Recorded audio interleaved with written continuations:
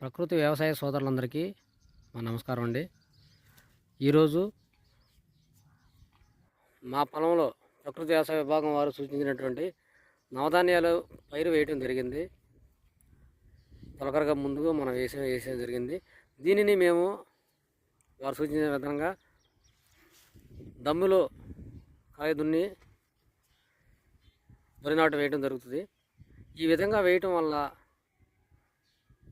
ప్రకృతి వ్యవసాయము మరియు సేంద్రీయ వ్యవసాయం చేసే రైతులకి పైరు ఏపుగా పెరుగుతూ మంచి దిగుబడి తీసుకోవడానికి అవకాశం దొరుకుతుంది. ఏ విధమైన పురుగు మందులు కానివ్వండి, ఎరువులు కానీ వేయకుండా పైరు ఏపుగా పెరిగి మంచి దిగుబడి వస్తుంది. ఈ విధంగా ప్రతి రైతు చేసుకోవాలని చెప్పని మేము తెలియపరుస్తున్నాం.